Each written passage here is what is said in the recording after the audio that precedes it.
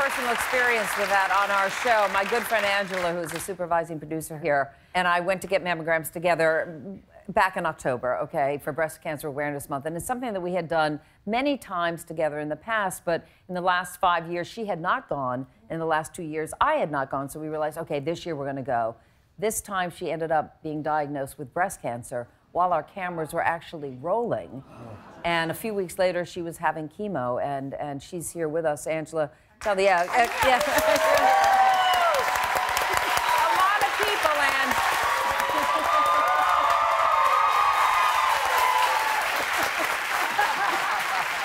that diagnosis was early October, and then you started the chemo late October. Halloween, I think you said. Halloween. I started on Halloween. Yeah. So what have the past 5 months been like for you? Well, it's a roller coaster. Where are you now? How are you doing? Well, you know, at first on TV, no less. It was a lot to process. And some days I thought, I cannot believe that I'm going through this, because knowing our schedules, I was working 12, 15-hour days, not thinking anything, and next thing you know, I'm like, I have to get all this treatment. And then other times, and I feel great now because I got through my chemo. I did chemo first, and it was, I tried to make it a party.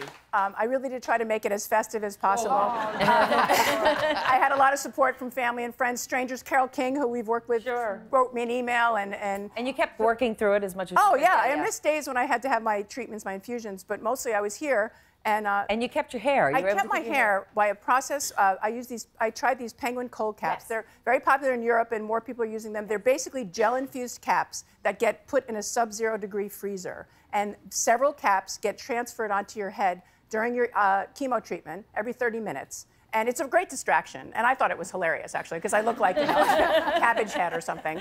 And I was excited by that. And the last day of chemo, I was so excited my last day of chemo that we did I'm Cappy, Hello, I'm Cappy video. And I have to say, I had great doctors. And I know you had you did have surgery. You've since had surgery, right? I had surgery last month. And what's good is that the chemo shrunk my tumor. I had a lumpectomy.